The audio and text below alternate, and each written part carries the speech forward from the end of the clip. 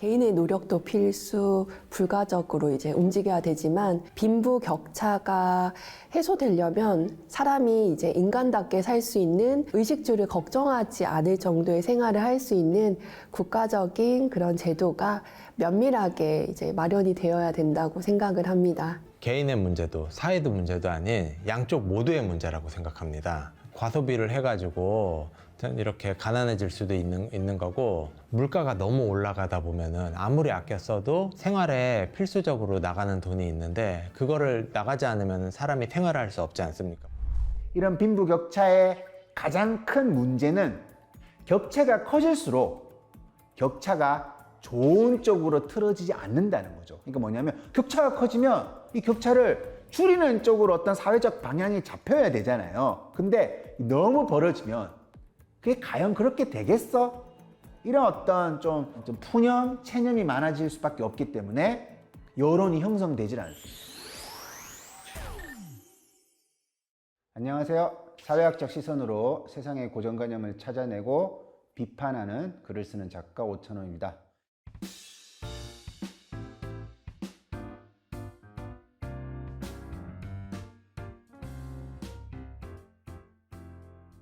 저임금 근로자 비율도 임금 소득 불평등을 나타내는 핵심적인 지표입니다. 그러니까 일반적으로, 그러니까 이제 빈곤율은 대개 이제 빈곤한 층을 의미하는 거지만, 뭐 그러면 중위소득이 만약에 뭐 3천만 원이면 1,500만 원도 못 벌면 이제 빈곤한 상태가 되는 거죠. 근데 뭐 1,520만 원 보면 1,520만 원 본다고 나는 빈곤하지 않다, 이런 게 아니니까 기준을 조금 높여서 저임금 근로자의 비율을 조금 넓게 잡는 거죠. 중위임금의 3분의 2에 미달하는 그런 경우를 저임금으로 보면서 조사를 해보면 지난 20년 동안은 이 수치가 그래도 굉장히 개선되고 있습니다. 근데 20년 동안 한 24.6%에서 16.2%까지 감소를 했지만, 그렇게 감소를 했지만 아직 OECD 국가 평균에 비하면 높은 수치를 기록하고 있는 거죠. 그 다음에 뭐 가장 언론에서도 자주 언급되는 소득 5분위 비율, 그러니까 상위 20%가 아래 20%보다 몇 배를 더 버냐, 뭐 이걸 나타내는 지표, 아주 뭐 많이 사용되는 지표죠. 그게 우리 한 6.0, 6배 정도가 됩니다. 근데 이거는 미국보다는 또 괜찮지만 또 핀란드, 노르웨이 비교하면 또 그런 차이가 납니다. 자, 그런데 어떤 빈부격차를 이 소득만 가지고 이야기를 할 수가 없습니다. 월급만으로 격차를 온전히 설명할 수 없다라는 거예요.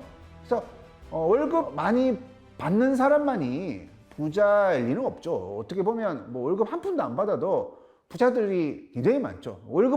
회사에 고용되어서 월급은 안 받아도 어디서 돈이 따박따박 들어오는 이제 그런 부자들도 많이 봅니다. 그래서 이제 우리가 세금 신고를 할 때 근로소득도 있지만 종합소득이라는 것을 신고를 하죠. 근로소득이 아닌 어떤 소득이 들어왔을 때 종합소득을 신고를 합니다. 그 종합소득은 사업소득, 금융소득, 임대소득, 이런 거 우리들이 다 가지고 싶어하는 그런 소득들이죠. 그런 소득들이 포함되는데 그걸 다 투입을 해서, 그러니까 월급 받는 월급쟁이들 소득만 하면 소득 5분위 비율이 한 6.0이 나옵니다. 그러니까 상위 20%가 아래 맨 하위 20%보다 6배 정도 돈을 더 벌고, 이것도 나름 좀 걱정해야 될 수치인데 이걸 다 때려 넣으면 25.6배가 됩니다. 확 늘어나 버리는 거죠. 엄청난 차이가 벌어지는 거죠. 그리고 이는 조금씩 늘어나고 있는 거예요. 그러니까 10분위로 줄여버리면 상위 10%가 하위 10%보다 얼마나 많이 소득을 얻느냐를 보면 70배가 나는 거예요. 그러니까 우리나라의 어떤 뭐 부동산, 자산, 금융소득, 누가 비트코인으로 돈을 얼마나 벌었다, 뭐 이런 거를 다 집어넣어가지고 계산을 해보면 그 소득 격차보다 실질 격차는 훨씬 벌어지는 거죠. 근데 재밌는 거는 여기에 본인이 그냥 거주하고 있는 부동산 자산은 또 들어가 있지 않는 거죠. 그러니까 부동산 소득이 들어가는 것이지 나중에 집값이 막 올라가지고 그 부동산을 처리하면 또 자산이 느는데, 그냥 거주만 하고 있어서 소득이 발생하지 않는 부동산은 또 이 계산에 들어가지 않으니까, 실제 만약에 그런 것까지 집어넣어서 그 자산 격차까지 넣어서 이 격차를 한번 계산을 해보면 어마어마해질 것 같습니다. 자, 이런 빈부의 차이는 고스란히 개인의 삶 속에 대물림이 됩니다. 교육의 빈부 격차는 심각합니다. 2022년 기준으로 소득 상위 20%의 교육비 지출은 하위 20%의 거의 19배에 달했습니다. 건강의 빈부 격차도 심하죠. 상위 20%, 하위 20% 건강 수명 격차가 8.2세입니다. 이제 건강 수명은 사람이 건강하게 이제 행복하게 살 수 있는 뭐 일반적인 나이를 뜻하는 겁니다. 그러니까 평균 수명에 비해서 기대 수명에 비해서 조금 빠르겠죠. 근데 그 격차가 8년이나 나요. 소득에 따라 가지고. 자, 이런 걸 보고 있으면 다른 것도 당연히 연동되어 있다는 걸 알겠죠. 뭐 자살, 치매, 고혈압, 암 발생률 이런 모든 것도 소득에 따른 격차로 연결되어 있습니다. 문화생활의 빈부 격차는 말할 것도 없겠죠. 소득에 따라 독서율 격차도 크게 벌어집니다. 월 평균 소득이 500만 원 이상이면 독서율이 50%를 넘지만 월 소득이 200만 원보다 낮을 때는 그 독서율이 9.8%에 불과하다라는 조사도 있습니다. 상징적인 통계만 언급을 해드렸습니다. 그러니까 결국은 이런 얘기를 하는데 나는 가난하지만 책은 열심히 읽잖아 이렇게 생각해서는 안 되죠. 그러니까 영화가 만약에 예를 들어 독서율이 그렇다면 영화 관람, 뮤지컬 관람, 미술관 관람 다 종합적으로 해봐도 이 차이가 나겠죠. 결국은 이런 것들이 뭐가 되죠? 개인의 경쟁력이 되잖아요. 내가 더 배우고 근데 건강하니까 그 배움에 최선을 다할 수가 있죠. 이거 진짜 중요한 문제입니다. 내가 공부를 열심히 하다가 자주 아프면 이 공부하기가 싫어져요. 근데 내가 어떤 좋은 환경에서 어떤 정갈한 음식을 먹고 그래서 건강하면 이 공부라는 것이 기대치를 높이죠. 나는 앞으로 계속 건강할 거니까 10년 동안 한번 준비를 해보자. 20년 동안 뭔가 준비를 해보자. 그렇게 개인의 경쟁력이 높아지는 거예요. 문화생활은 이런 거죠. 그러니까 쉬는 것도 소득에 따라서 누군가는 견문을 넓히는 거예요. 쉬는 것도. 그러면 그런 개인들이 당연히 양질의 일자리를 얻는 과정에서 경쟁력을 발휘할 것입니다. 소득이 높아지면 결국 부동산 자산 마련도 빨라지고 그렇게 종합소득의 격차는 벌어지는 것이겠죠. 그리고 여러분들이 다 아시는 것처럼 대한민국의 부동산 상승 곡선을 생각한다면 있는 자와 없는 자의 차이는 계속 벌어지는 형태가 나타나는 거죠. 현재 세금 신고를 할 때 근로소득과 종합소득 신고를 다 하는 사람이 늘어나고 있다고 합니다. 2012년도에는 한 110만 명 정도였는데 최근에는 450만 명의 규모라고 하죠. 여기에는 두 가지 측면이 있습니다. 하나는 소득도 많은 자가 또 다른 소득이 생기는 거죠. 여기 한 개 오피스텔 하나 굴려볼까? 혹은 투자를 해가지고 주식이 막 오르고 소득이 많은 자가 여유가 있으니까 임대소득, 금융소득 등의 다른 소득이 발생을 하니까 두 가지 신고를 동시에 하는 거죠. 하지만 그 반대편에는 그 소득이 낮아서 돈을 더 벌어야만 해서 프리랜서 노동을 하는 사람도 늘어납니다. 그러니까 배달도 해야 되고 대리운전도 해야 되고 그런 투잡들을 하게 되는 거죠. 여기에서 이제 우리 격차라는 것이 되게 선명하게 드러나죠. 업무 특성상 이제 8시부터 5시에 좀 집중 근무가 시작되는 만큼 도전을 할 여유는 없었던 것 같고요. 주변에서는 사실 무인 카페라든지 무인 세탁소 그리고 숙소 운영을 하시는 걸로 저는 들은 것 같습니다. 예. 가장 중요한 거는 절 부르는 알바를 합니다. 알바를 하려고 해도 이렇게 경쟁자가 많다 보니까 일단 지원부터 하고 절 부르는 알바를 하는데 제가 가장 좀 많이 하는 알바는 LED 설치라고 해서 판넬을 이렇게 끼우고 설치하고 빼고 그런 거를 많이 하고요. 그 외에는 보조 출연이라고 해서 지나가는 엑스트라 그냥 지하철에 가만히 앉아 있는 사람, 버스에 앉아 있는 사람 그런 역할의 알바, 그러니까 몸으로 이렇게 하는 일을 합니다. 그 기생충에서 말하는 그 선명한 수직성. 뭐 쉽게 우리가 이거를 두루뭉술하게 말해보면 야 한국 사람 대단히 열심히 사네 이런 거예요. 하지만 소득이 높은 자가 월급 외 소득을 어떤 식으로 얻을까와 소득이 낮은 자가 월급 외 소득을 어떻게 얻을까라고 질문을 던지면 결코 같은 단위가 아닌 거죠. 안정적인 사람들은 자신의 안정성을 기반으로 계속 돈을 더 많이 벌 수 있는 구조를 만들어냅니다. 그리고 요즘 뭐 이렇게 부자 특강 보면 뭐 파이프라인 이런 식의 전문 용어를 쓰더라고요.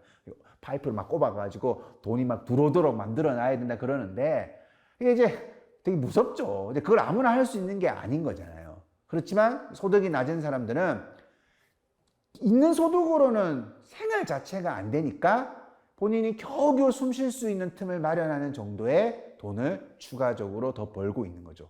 그런 게 몇 해가 지나면 이 두 노동자들이 그 수직적인 구분 위에 있는 노동자와 밑에 노동자들이 다 열심히 산 거지만 몇 해가 지나면 이 두 그룹의 차이는 어마어마하게 벌어지게 되는 거죠. 한쪽은 재충전도 잘하면서 하는 일을 계속 더 발전시켜 나가지만 한쪽은 결국 건강에 문제가 오고 또 거기에 돈을 써야 하고 몸이 아프니까 문화생활을 즐길 생각도 못하죠.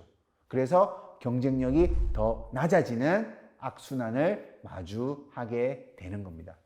빈부격차는 이런 악순환이 선순환하는 거죠. 그리고 이런 빈부격차의 가장 큰 문제는 격차가 커질수록 격차가 좋은 쪽으로 틀어지지 않는다는 거죠. 그러니까 뭐냐면 격차가 커지면 이 격차를 줄이는 쪽으로 어떤 사회적 방향이 잡혀야 되잖아요. 근데 너무 벌어지면 그게 과연 그렇게 되겠어? 이런 어떤 좀 푸념, 체념이 많아질 수밖에 없기 때문에 여론이 형성되질 않습니다. 그래서 그런 사회에서는 자본주의 사회라서 어쩔 수 없다라는 말만이 부유하게 되죠. 그러니까 이게 굉장히 아쉬운 거잖아요. 왜 그러냐면 자본주의 사회라서 어쩔 수 없으면 원인 분석이 완벽한 거잖아요. 자본주의 사회이기 때문에 어쩔 수 없다고 하는 거니까. 그럼 이 자본주의 사회를 붙들고 이것을 세련되게 만들기 위해서 우리가 이성적 사고를 해야 합니다. 그런데 우리가 심사숙고를 해서 그 결과가 억울하지만 방법은 없다. 자본주의는 별 수 없다. 억울하면 출세해라. 그런 말들을 하게 된다면 도대체 그때의 이성은 우리가 사실상 이런 잘못된 것을 정당화하기 위해서 오히려 도구적으로 사용하고 있는 그런 모양이라고 할 수 있을 것 같습니다. 저는 그래서 이런 논의가 대단히 빈약한 것 같습니다. 제가 이제 준비를 하면서 몇 학년부터 이 빈부격차를 다룰까? 뭐 이렇게 일반적인 도서는 초등학교용이 많지만 실제로 초등학교 교실에서 빈부격차라 그러면 그러니까 뜻을 전달하기도 힘들 것이고 또 아까 제가 처음에 말씀드렸지만 이렇게 학생들이 이 토론을 과연 의미 있는 토론으로 이어나갈 수 있을까라고 질문을 던지면 조금 회의적일 수도 있고 또 상처받는 누군가에 대한 고민도 안 할 수가 없죠. 그러니까 이제 초등학교에서 이걸 다루면 몇 학년부터 다룰까라고 이제 검색을 해보니까 5학년 정도가 되면 이런 거에 대한 토론이 시작되더라고요. 그래서 이제 그 5학년에 어떤 교과서의 빈부격차 문의를 이렇게 토론합시다. 이런 교육 자료가 또 굉장히 전문적으로 막 소개되어 있습니다. 그래서 그 교육 자료를 보니까 안 전문적인 거예요. 그 교육 자료를 보니까 이런 식으로 지도를 하면 됩니다라고 막 소개되어 있는데 어떻게 해결을 해야 되냐 이런 걸 저소득층에게 일자리를 만들어줍니다. 저소득층에게 생계비를 지원합니다. 저소득층에게 양육비 및 학비를 지원합니다. 그러면 저소득층은 감사함을 느끼는 게 아니라 숨고 싶어요. 뭔가 자꾸 이 문제를 어떤 사회적 문제에서 이것이 발생했느냐 이런 접근이 아니라 저소득층에게 도움을 줍시다라는 논의를 하게 되면 실제 논의는 굉장히 빈약해집니다. 그리고 이제 그거 말고 논의가 어떤 거냐면 소득이 많은 사람들이 기부를 합니다. 그러니까 이런 논의들은 사실상 그 초등학교만의 모습이 아니라 뭐 대학을 가서도 이 논의는 그렇게 심도 있게 진행되지가 않습니다. 그러니까 어떤 사회 구조에 대한 성찰 반성이 없는 거죠. 그러니까 늘 저소득층을 동정적 시선으로 바라보고 있는 거예요. 이 동정적 시선 때문에 어떤 복지 정책이 나올 수도 있지만 그렇게 나온 복지 정책은 굉장히 이제 획기적일 수가 없습니다. 그러니까 어떤 가난을 구제하기 위해서 굉장히 공격적인 복지 정책이 필요할 때도 이 동정적 시선으로 이 복지 정책을 만들고 있으면 뭐 이 정도면 되지 않겠어? 이런 시선으로 그 정책이 사실상 존재는 하지만 그 효과는 굉장히 미약해질 수밖에 없는 거죠.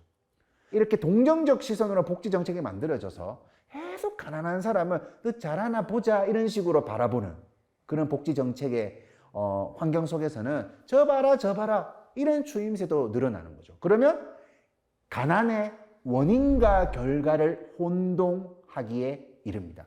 어떤 사람이 근데 그 사람이 가난해요. 근데 어떤 모습을 보여요. 뭔가 이렇게 볼 때 뭐 이렇게 뭐 어떤 중독에 빠질 수가 있고 언행이라는 것이 조금 절제되지 않을 수도 있습니다. 그러면 그 사람이 그런 모습을 보이는 것은 가난이 원인이 되어서 나타난 결과로 보아야 하겠죠. 가난이 계속 지속이 되니까 일상에서 어떤 의지가 약해지는 거예요. 그래서 어떤 윤리적 기준, 도덕적 기준도 낮아지는 경우가 발생하겠죠. 왜 그러냐면 우리가 뭐 워킹 푸어라는 말도 쓰잖아요. 근로빈곤층. 그러니까 내가 워킹하는 이유는 최소한 가난은 하지 않으려고 일을 하는데 어떤 지위 속에서 일을 하면 아무리 워킹을 해도 푸어하거든요. 그렇게 1년은 살 수 있습니다. 2년, 3년은 계속 그런 상태가 이어지면 뭔가 저 사람 왜 저래? 이런 태도를 보일 수밖에 없는 경우가 확률적으로 높아집니다. 이게 바로 가난한 사회의 안타까운 결과예요. 하지만 가난한 사람들을 동정적 시선으로 바라보는 사회에서는 그것을 가난의 원인으로 판단을 한다는 거죠. 저래서 가난한 것이다. 그런 분위기가 너무나 팽배했기에 한국 사회는 최저임금이 1만 원이 되기까지 정말로 오랜 시간이 걸렸던 것이죠. 가난한 사람이 더 가난해지지 않기 위해서는 최저임금의 현실화가 굉장히 필요한데 그럴 때마다 게을러서 가난한 사람한테 왜 최저임금을 그리 많이 주느냐? 그런 말들이 유의미한 여론이 되어가지고 그런 변화를 막는 거죠.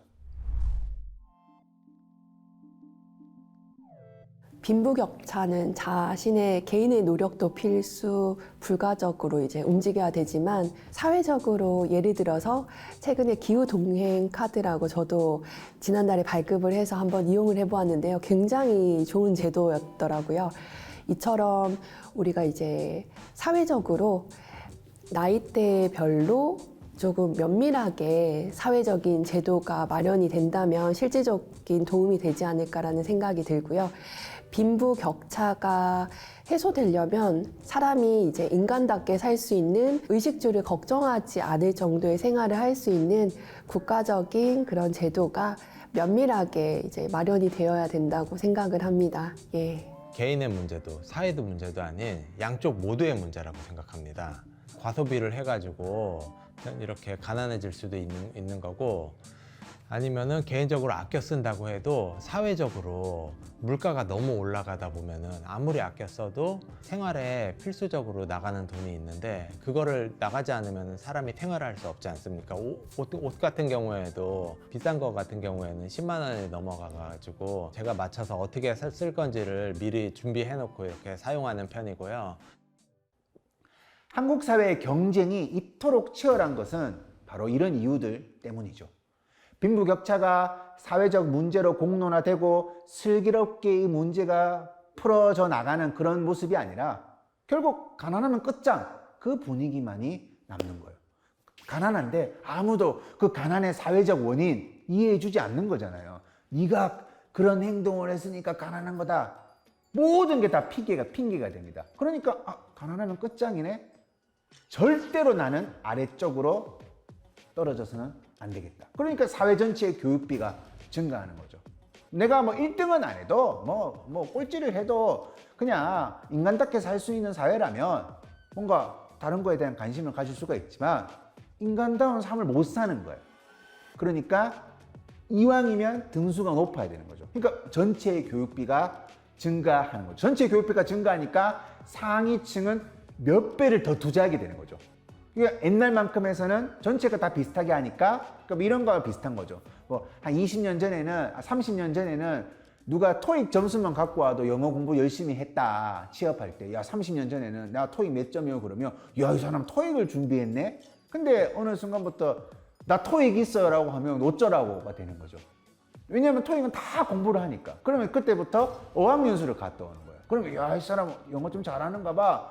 그 자체가 뭔가 이렇게 이 사람 좀 경쟁력이 있네 됩니다. 근데 요즘은 나 어학연수 갔다 왔어요 그러면 나는 7살에 갔다 왔는데 뭐 이런 사람이 수두룩합니다. 그래서 이렇게 교육비가 자꾸 위로 올라갈수록 더 많이 들 수밖에 없는, 너무 재밌잖아요. 토익 학원은 가정이 결심을 해서 다닐 수 있지만 뭐 어학연수 이런 거는 그냥 결심한다고 다닐 수 있는 것이 아니거든요.